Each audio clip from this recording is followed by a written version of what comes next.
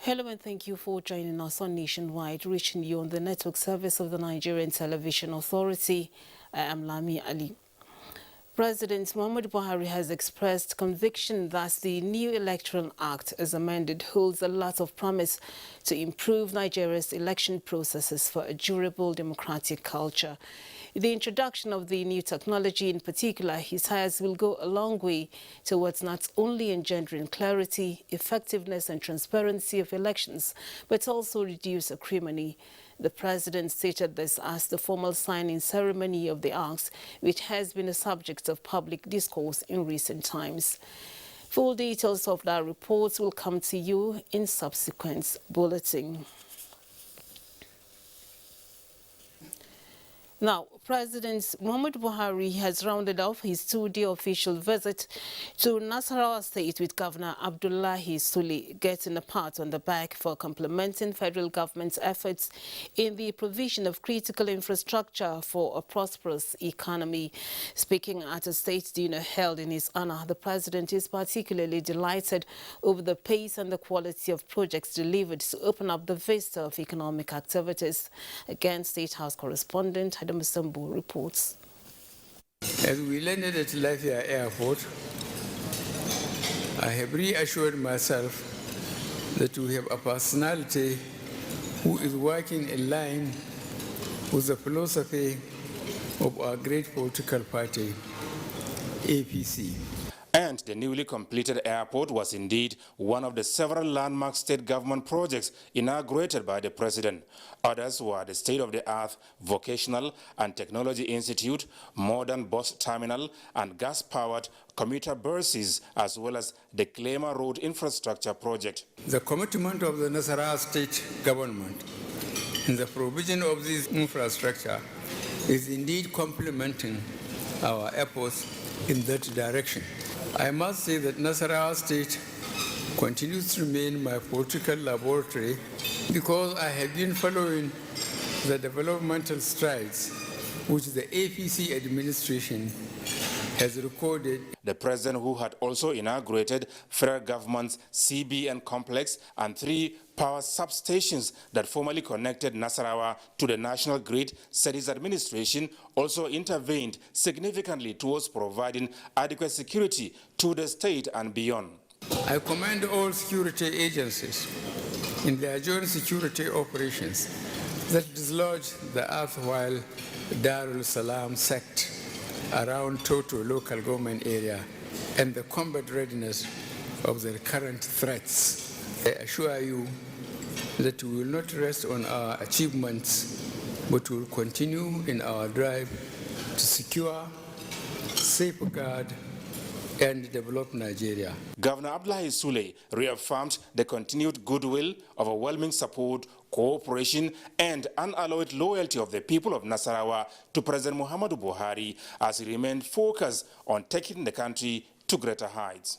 Real GDP has grown more than 3%, and this is the best that we have seen since 2014. Congratulations. In 2015, when you came in, Mr. President, the total index of the Nigerian Stock Exchange was roughly 11 trillion naira. Today, according to the report this morning, our total index of the Nigerian Stock Exchange has grown to over 25 trillion naira. The governor said for the first time, Nasarawa has benefited from what he called the benevolence of multitude federal government's projects and programs that are very dear to the survival of the people. We feel recognized, appreciated, and no doubt given a sense of belonging. We still want to appeal to Mr. President to consider the takeover of the Lafia Airport concerning the highway that is actually from the airport you have seen, all the way to somewhere close to Kefi.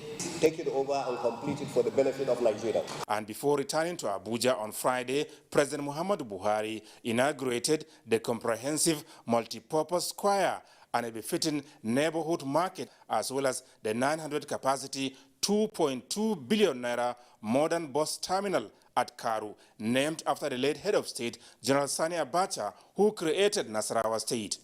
Mariam Sani Abacha witnessed the ceremony. Kefi Market, as Governor Abdullahi Sule explained, got burnt nearly 5 times in the recent past, destroying property valued at billions of naira. With the modern facilities provided, traders can now heave a sigh of relief. And so, both the neighborhood market and square, as well as this magnificent bus terminal here in Karu, will go a long way towards enhancing the economy of Nasarawa State. From Karu, Nasarawa State, Adamu Sambu, NTA News. And here in Abuja, the Minister of Labour and Employment, Chris Ngigi, has described the leadership qualities of President Muhammadu Buhari as worth emulating by leaders across the globe. This was at an induction ceremony where he reiterated the importance of policies projected for futuristic implementation. The minister also hinted that the nation's GDP grew by 5.1% in the fourth quarter of 2021, the highest in the last 7 years, marking the 3 consecutive quarters of economic growth. This he attributed to the visionary qualities of Mr. President for standing firm on people's-oriented policies. But he forced us all to go into agriculture. We made agriculture the #1 diversification product of the administration. We provided the food security so that we can eat whatever we grow here. And we then stopped importation of rice, millet, and sorghum, and some other things that Nigeria were importing, including potatoes. We have to be grateful to the government, to the leader of the country, for standing firm that we will never import food anymore here. Issues on importation, agriculture and ICT formed part of the discourse. Now, the federal government's intervention in the construction of tertiary institutions' access roads is making learning environments conducive for academic activities to be effective.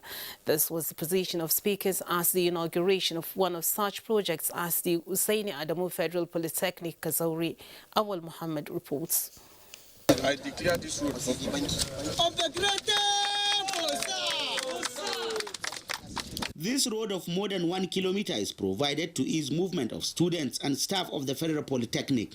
The Minister of Works and Housing, Babatunde Raji Fashola, represented by Jigawa State Controller Works, Mr. Ateolara Oladele, said the Buhari administration is bridging the infrastructure gap through gradual process of repairs, renewal and construction of major highways. During the construction, 200 people were engaged in the process, contributing to the job creation initiatives of government. Good environment, good infrastructure will impact on the education of the students, and that is what we are witnessing today. Last year we did a similar exercise with Federal University of Duse. Today we are doing it with Federal Polytechnic Kazauri. So it's an ongoing process. Students need road accessibility to reach to their hostel, to reach to their classes, to reach to their laboratories, and all other environments within the campus. Awal Muhammad, NTA News. Good township roads not only ease movements but minimize risks and deaths. This is why the ongoing rehabilitation of roads in Kaba, Kogi State is a source of joy for residents and road users, including those coming in from other states in southwest Nigeria. Jonathan Omajali has more. Breakdown of vehicles such as these used to be a common sight on major roads and streets in Kaba. A problem that stemmed partly from the deplorable conditions of most of the roads. A drive through the streets was hardly a luxury. But the story is changing with the massive construction and rehabilitation of roads in the local government. Residents and motorists are already counting the gains of the development. Well, the development is a good one. It is our movement, maybe from home to work. If to say we get small road like this one, that Lagos where we dey go, in go come closer. As you can see now, on the other side, the motorists that are coming from Kano, they have about other place, passing through because it's a shortcut to where they are going. I think this is a very good job, and we really appreciate our state governor. We have many ongoing. As I told you, we have a governor that is very passionate about everybody, and every deployment of resources, infrastructure, or whatever development we are doing is spread across the 3 senatorial districts. From Kaba, I am Jonathan Omajali, NTA News. It's now time to join Adeola in our Lagos Network Center for more reports on Nationwide. Hello, Deola. It's over to you. Lami. A high court sitting in Ikeja, Lagos, has sentenced a kidnapper, Chukwudumeme Nwamadike alias Evans, and 2 others to life imprisonment. This followed their conviction on a 2-count charge bordering on conspiracy and kidnapping. Adeniyi Taiwo completes the report. From their first arraignment on 28 August 2017 till date, Evans and 5 others have been under media glare while trying to beat a 2-count charge bordering on conspiracy and kidnapping preferred against them for the unlawful abduction of one Donatus Duru on February 14, 2017 around Ilupeju area of Lagos State, and subsequently obtaining a ransom of 223,000 euros from him. The accused had on 19th October 2017 all pleaded not guilty to amended charges brought against them for contravening Section 411 Criminal Laws of Lagos State 2015 and Section 2 Subsection 1 of the Kidnapping Prohibition Law Number 13 Laws of Lagos State 2017. In a judgment that lasted more than 3 hours, Justice Hakeem Oshodi found Evans, the second defendant Uche Amadi, and the fourth defendant Okuchukwu Nwachukwu guilty of the 2 counts. He, however, acquitted and discharged wife of the second defendant Ogechi Uchechukwu alongside 2 other defendants. In reaching the verdict, the court took judicial notice of circumstantial evidence as well as confessional statement of the defendants contained in video clips and admitted as Exhibits 2, 4, and 10 by the court. He frowned at attempts by defense counsels to discredit the exhibit, noting that provisions of Section 9, Subsection 3 of Administration of Criminal Justice Act cited by the counsel did not invalidate the admissibility of confessional statements, especially when they are in keeping with sections of the Evidence Act. We're happy the way the judgment went. At least the court, in its wisdom and its evidence, which was carefully analyzed, and the court came to the conclusion that there was no iota of evidence against the 3rd defendant, which is Mrs. Ogechi Uchechukwu, the 5th defendant, Mr. Ifeanyi Chilaka, and the 6th defendant, who happens to be my client, Mr. Victor Chukwunonso Aduba. So the court has discharged and acquitted the 3 defendants in this matter, while the court... It took the Lagos State government about 5 years to successfully prosecute this case.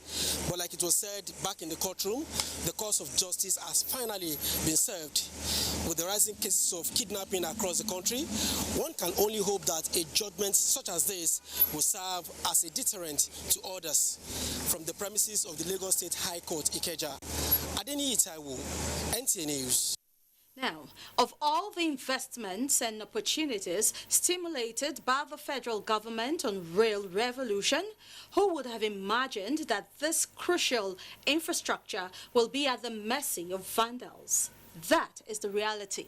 But as a way of checking this destructive tendencies, the Nigerian Railway Corporation will be intensifying sensitization on the dangers of vandalizing rail infrastructure with the prospect of leveraging on technology in the future. Let's hear from Michael Olaleye. A sound-inspiring array of possibilities, especially for travelers navigating the Lagos-Ibadan rail corridor.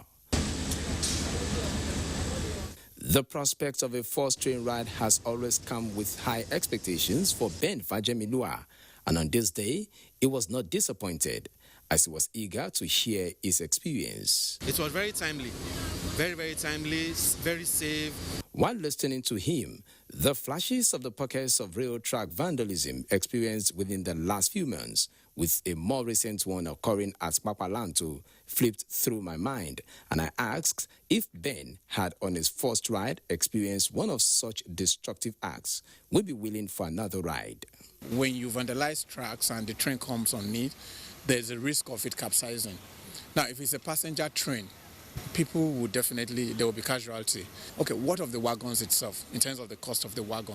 What of the loco in terms of the cost of the loco? Key players in the industry said vandalizing rail tracks and infrastructure is counterproductive to government's aspirations of increasing transport options for Nigerians. A rail system can take about 1,000 more, even more, of passengers going whichever way, either to or fro. So if that is hindered, there will be a tail effect of congestion within the city system and even outside of it. Attacks on rail infrastructure is not new to the Nigerian Railway Corporation, especially on the narrow gauge, where clips, bolts and nuts were removed in the past. But taking a cue from the use of explosives on the Abuja-Kaduna rail line and a scenario at Papalanto, the corporation is thinking out of the box.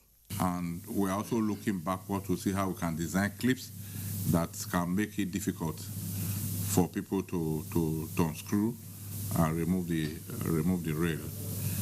However, we are liaising with the security, various security authority to support and provide the necessary coverage for us. On the Abuja-Kaduna, you have the Air Force patrolling with the overhead helicopter. We're also looking inwards to see how we can deploy technology. But you know, this technology will not come cheap. It comes at a very heavy cost. We'll talk about satellite monitoring. We'll talk about sensors on the track. And not only putting the sensor, ensure that the sensors we are putting are not also going to be vandalized. The rail revolution, key players say, has just begun. And for the benefits inherent in networking the entire country through rail to be delivered, Nigerians must equally join the vanguard of safeguarding this crucial infrastructure. In Lagos, Michael Olaleye, NTA News. The train will now move from Lagos to Kaduna, where Amina is standing by to give us stories from that zone after this break. But do not forget that you can follow this news broadcast live on our website at nta.ng/live and on YouTube at NTA News Online. You can also visit our Facebook page at NTA Network News. Twitter handle is at NTA News Now, and on Instagram at NTA Network for updates. To stay with us.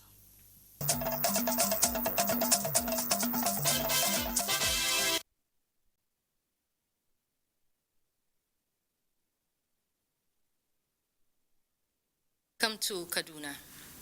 Nigerian Army is changing tactics and strategies to convert training into the theater of operations to deal decisively with emerging security threats in the country.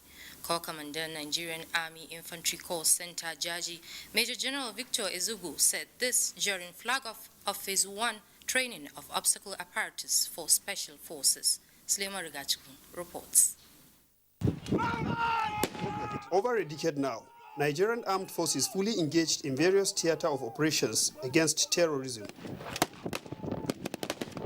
Nigerian Army is taking the lead in the ongoing onslaught. With the induction of these special forces trained in the Nigerian Army School of Infantry into the theaters of operation, the Army expressed resolve to get it right in the fight against criminality in all parts of the country. So those of us at the operational command and those of us heading the various theaters of operation are in one accord in saying we need to get it right now. Nigerians have been patient enough for us, they have been supportive enough, and then we are saying that with this type of strategy we are changing now, particularly infantry, which is the queen of the battle and the largest component of Nigerian army, we are saying that the change of tactics is going to be a game changer. When you go with the modern trend, you see that everywhere is improving on their training facilities, and that is what informed us to also change to be able to meet up with the current challenges. In addition to synergy with sister services, commanders also called for cooperation of the public with useful security information. The drill, in consonance with drive of the Army to professionally respond to threats to national defense and security, they say, will be done in phases. Suleiman Rigachikung, NTA News. The newly established Federal University of Technology, Babura, in Jigawa State, will soon commence academic activities following the handing over of its temporary site by Jigawa State government to the pioneer management team of the university. Mohammed Askira reports. Of the first Vice-Chancellor, Professor Sabo Ibrahim, alongside the Registrar Fatima Mohammed, the Bursar Ibrahim Al-Hassan, and the librarian Dr. Abashi Atiku has inspected the temporary site, where he expressed his excitement over the cutting-edge facilities deployed at the school. With the infrastructure on ground, he says everything is set for the new university to commence academic activities. You see, starting a program is not something that you just start readily. First of all, you even have to determine the needs of the people. Which type of program would we like to start with, coupled with the infrastructure on the ground? That will help us determine, it's okay, we are going to start with degree in this or in that. That's the first thing. For now, so far so good. We have just went around, we have seen the infrastructure, we will sit down and then we will actually liaise with NUC based on what we have seen and based on the courses that we intend to start. Governor Muhammadu Badru Abubakar and the State Commissioner for Education, Science and Technology, Dr. Lawan Yunus Adanzomo, also joined the university management team on the inspection of the learning facility. And now it's left for the professionals who have been appointed to sit down, to look at this on ground, assess the requirements, at least for takeoff, and see if there are any other things which they need to put together with what is here on ground to start the university as soon as possible. Taking off of this university will no doubt impact positively on the educational landscape of Jigawa State, while bringing the total number of universities to 4 in the state with many other tertiary learning institutions. From Dutse, Muhammad Askira, NTA News. And that's it from here. It's back to Lami in Abuja. Thank you, Amina. We earlier told you that President Muhammadu Buhari has signed the Electoral Act Amendment Bill into law. Now, the independent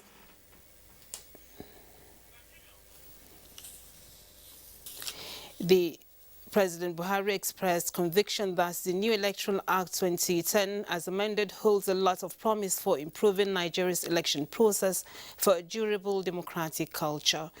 The introduction of new technology in particular, he says, will go a long way in not only engendering clarity, effectiveness and transparency of elections, but also reduce acrimony. Meanwhile, the Independent National Electoral Commission, INEC, says the new Electoral Act contains many progressive provisions that will facilitate the conduct of free, fair and credible elections in Nigeria. However, considering the tight timeliness contained in the new law, INEC fully appreciates the importance of proceeding with the implementation in earnest.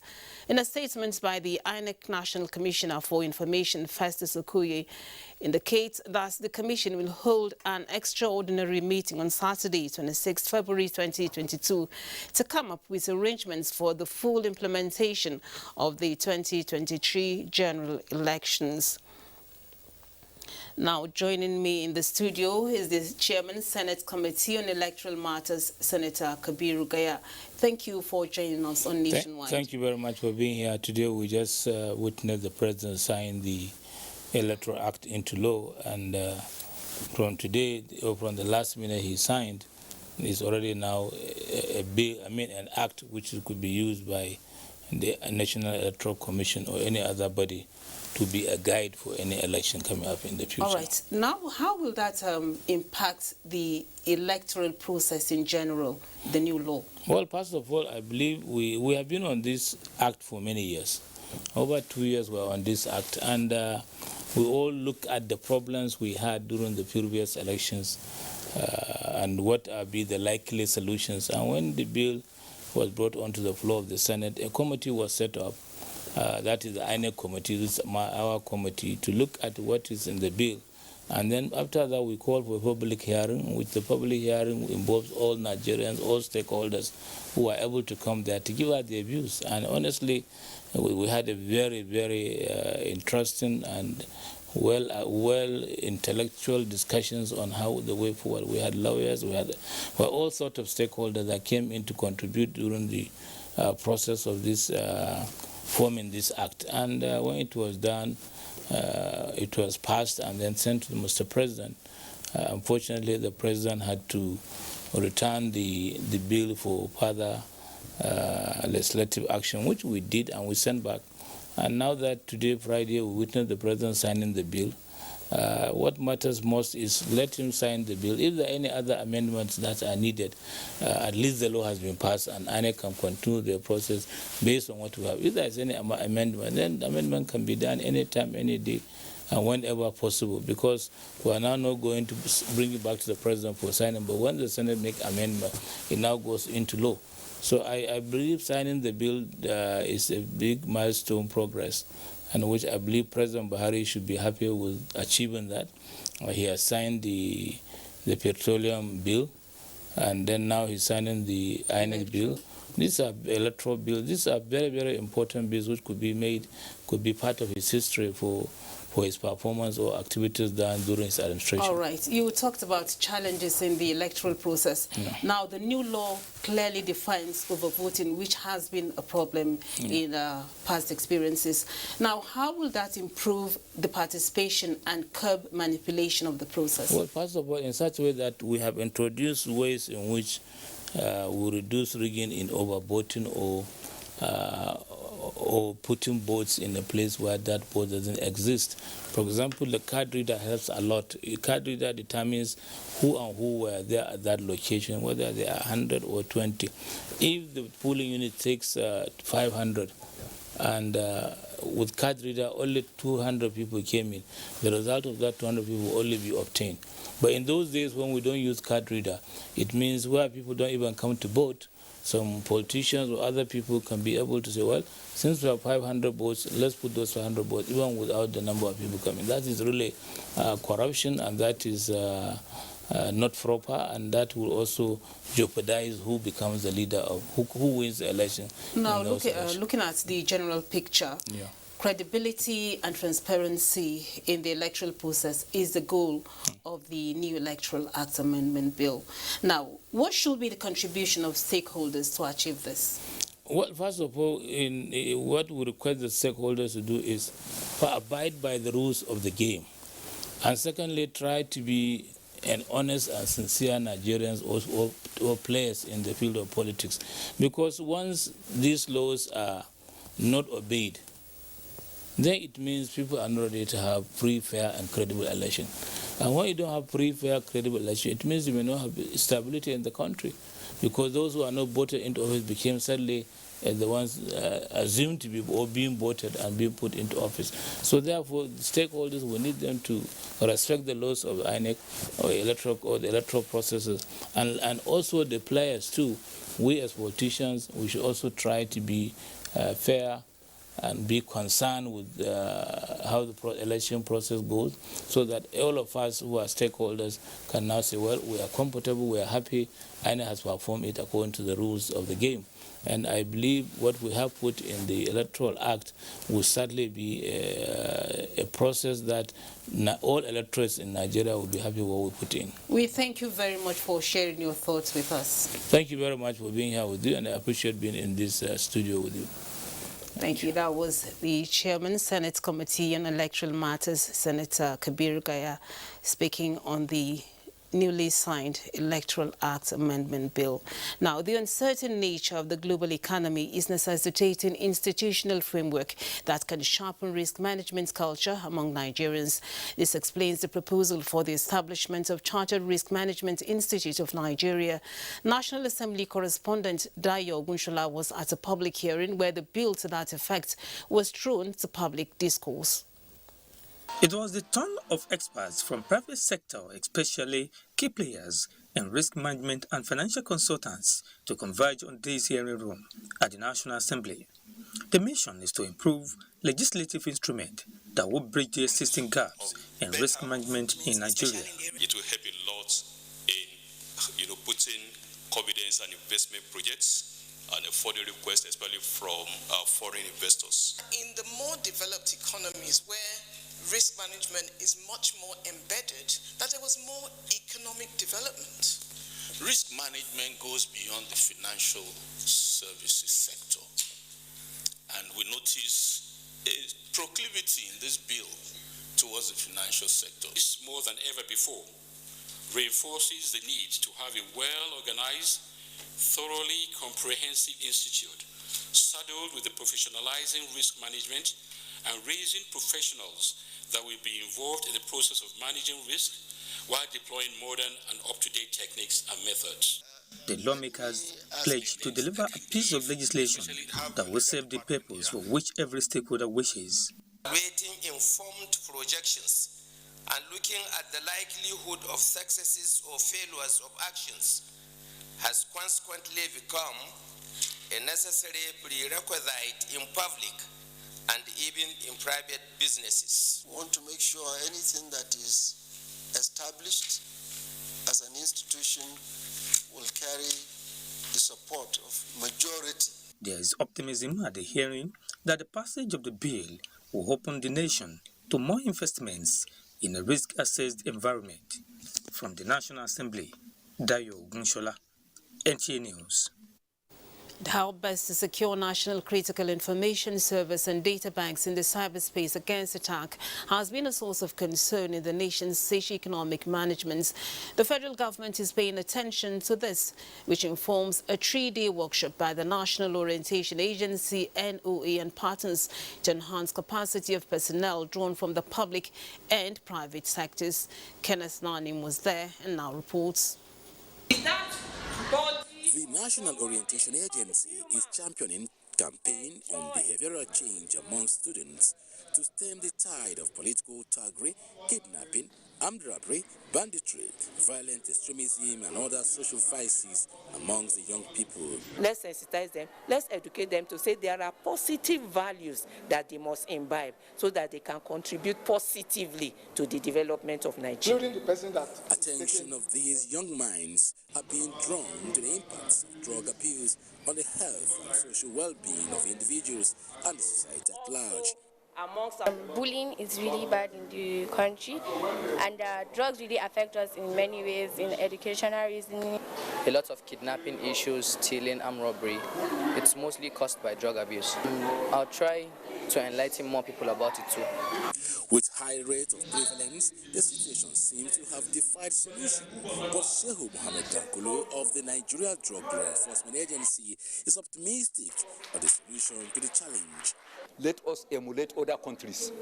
I just gave an example of Singapore, Indonesia, China, Saudi Arabia. Go and see how safe, how clean, how secure those countries are. Why? Because they take drug issues very seriously. Here we have consistent problems of crime and criminality. Government organizations will be arresting. Then when you take to where the laws are now used or discharged, somebody is given 3 months or 1 month, he comes out and then continues the threat. The students were also enlightened on sexual and gender-based violence, amongst other issues. Kenneth Nani, NTA News. We apologize for the mix-up in that report. Now, the Joint Action Committee of the Non-Academic Staff Union of Educational and Associated Institutions, NASU, and the Senior Staff Association of Nigerian Universities, SANU, have reviewed the status of the Memorandum of Understanding reached with the federal government following the industrial action of January and February 2021. A statement by the General Secretary of NASU, Peter Sadeyemi, on behalf of JAC, noted that till date, except for constitution of visitation panels, which white papers are yet to see the light of the day, none of the issues as agreed in the October 2020 and February 2021 Memorandum of Action have been implemented, while the attendant problems of the Integrated Payment Personnel System, IPPIS, remains unabating, as members are still suffering due to the disorganized payments of salaries.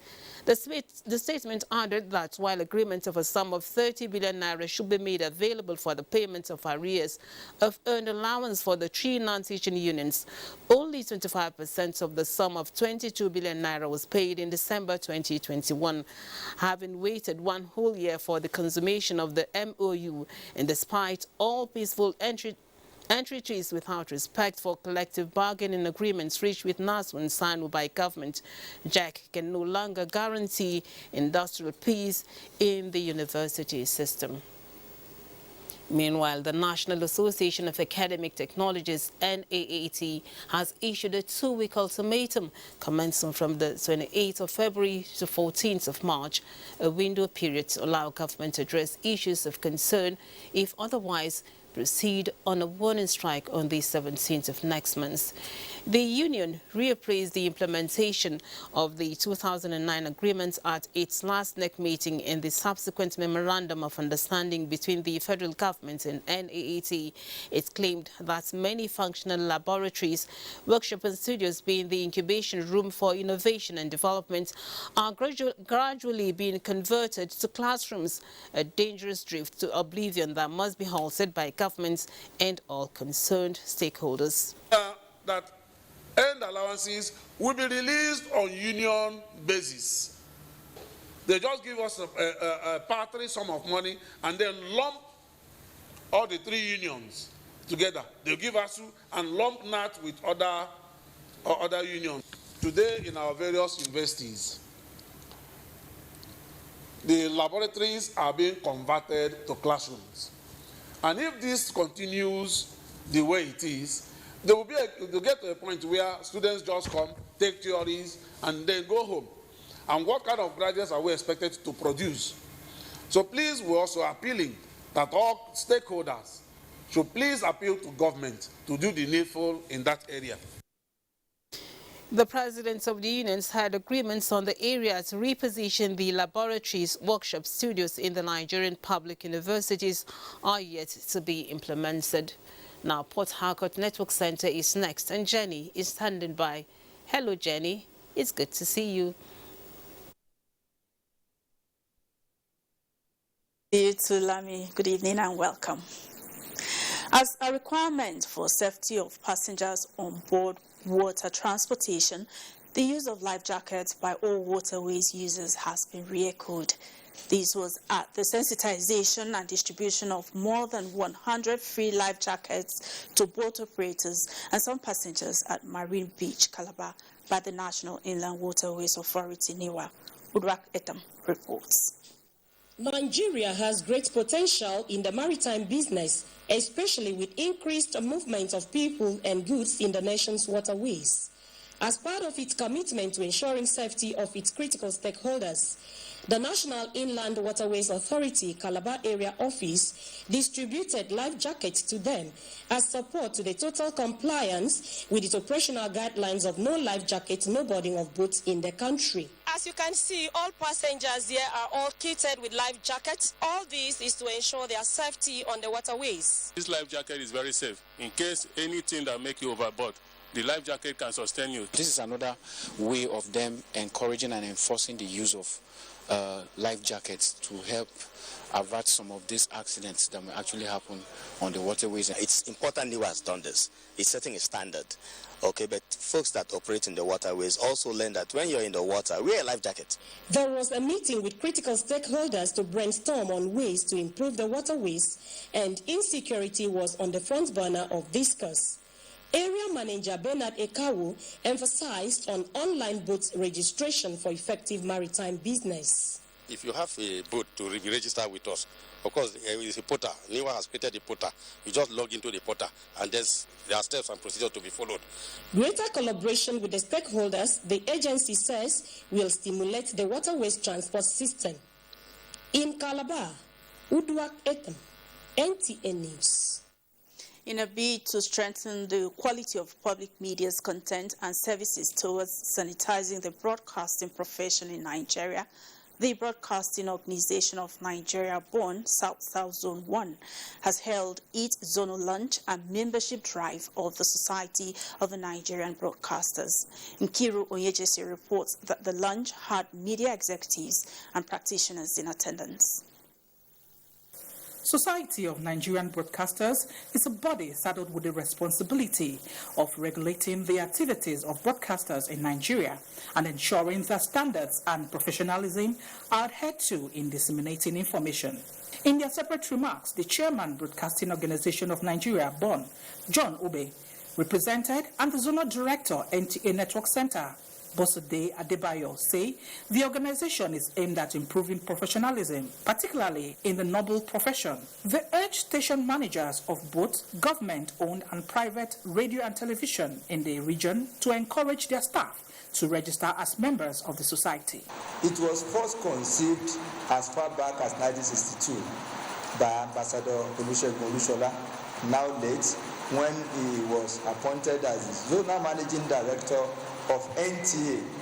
He knew, or those of his colleagues then, they knew that there is need for professional body in this industry. I must say to you that this is a platform for me to meet with my brothers in the media houses in other places. And I want to tell you that this association or this friendship that we are starting today will go beyond the Society of Nigerian Broadcasters. It will last for time and eternity. Members of the Society of Nigerian Broadcasters speak on the importance of the organization to broadcasters. This is a dream that was conceived so many years ago that just came to fruition today. I think it's very apt. It's a bright beginning, a good beginning for everyone. This is going to go a long way in checking some of the unruly behaviors and also give us direction. There was a formal inauguration of new members to the organization in Port Harcourt. Nkiru Onyejesi, NTA News. Sadia in Sokoto Center will be next on Nationwide after this break.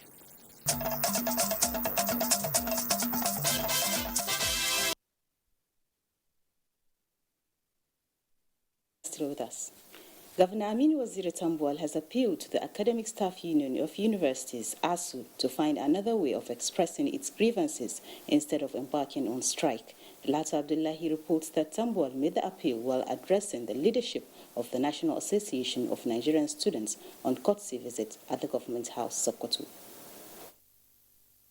Governor Aminu Waziri Tambuwal called for a better engagement between the ASU and the federal government, noting that over the years strikes have been detrimental to the educational development in the country. Whatever it is, they should find a better way of expressing their grievances. Strikes do not actually help the cause of ASU or whatever it is that they represent. The leadership of the NANS were in Sokoto for the purpose of reviewing and amending for the first time the association's constitution in 40 years. And the Congress was called in Sokoto, and Nigerian students mobilized across all the 36 states. And we met in Sokoto State University, where the constitution was adopted. All the green areas were touched. The NANS president and the Senate president of the association signed the amended copy of the constitution and presented it to Governor Aminu Waziri Tambuwal, soliciting for his support toward mass production of the document. In Sokoto, Lato Abdullahi, NTA News. In recognition of the role Nigerian television promotes in the advancement of the general well-being of the less privileged, wife of Kebbi State Governor Hajia Aisha Atiku Bagudu was at the Burning Kebbi station to seek for more commitment in that direction. Abdullahi Umar Ilalu reports that the wife of the governor made the statement when she visited NTA Burning Kebbi to identify with the station's improved service in the state. The wife of the governor said she was in the station to particularly commend them for the improved service delivery to the public, more especially as the station is now live streaming local news and some programs. She described NTA as advocates of peace and unity in the country, urging the station to maintain the professionalism being exhibited in their reportage. So NTA has been a very good network in the country, and it's something we should respect and also promote all the time. But NTA Burning Kebbi have been helping people a lot, have been promoting a lot of programs for the less privileged. The wife of the governor, who was hosted on a live program, touched on the various philanthropic gestures of her pet project, the Malpai Foundation, which she said is a non-governmental organization established in 2009, even before her husband became the governor, and will continue existing beyond 2023. She stated that assisting the less privileged persons remain her top priority in life. Aisha Atiku Bagudu highlighted some philanthropic gestures of Malpai Foundation to include empowering women, educating the Almajiris, among other programs. The General Manager NTA Birnin Kebbi, Muhammad Abbakar, who thanked the wife of the governor for the visit, applauded the humanitarian services being embarked by Malpai Foundation, especially in the rural areas. To make the public understand what people like her are doing is one of the mandates of NTA as an organization, even at the headquarters. So we are very, very much happy, and also to say that we will partner with her to see that whatever she is doing, the public is quite aware of that. Abdullah Omar Ilalu, NTA News. You can follow this news broadcast live on our website nta.ng/live and on YouTube channel NTA News Online. You can also visit our Twitter at NTA News Now, our Facebook page NTA Network News, and Instagram NTA Network for updates. And that's it from here. It's now back to Lami in Abuja. Many thanks, Sadia. In continuation of his consultation visits to prominent traditional rulers, eminent Nigerians across the country, the national leader of the All Progressives Congress, APC, Asiwaju Bola Ahmed Tinubu, has paid homage on His Imperial Majesty Ooni of Ife, Oba Adeyeye Enitan Ogunsi in Ile-Ife. Joshua Gunjide reports that the APC leader Bola Tinubu also paid a similar visit on the palace of Owa Obokun Adimula of Ijeshaland, Oba Gabriel Adekunle. The train of the APC presidential aspirant moved to Ile-Ife and Ilesha, where he was given a rousing welcome by leaders and members of the governing APC in the state, led by Governor Boyega Oyetola. Applauding the traditional rulers for their unflinching cooperation and support for national integration, unity, and peaceful cohesion. The SY governor of Lagos State intimated the monarchs in particular and Nigerians in general of his ambition to run for presidential seat, an ambition he described as timely and prompt. We should use the diversity that he gave to us, promote prosperity, peace, and stability.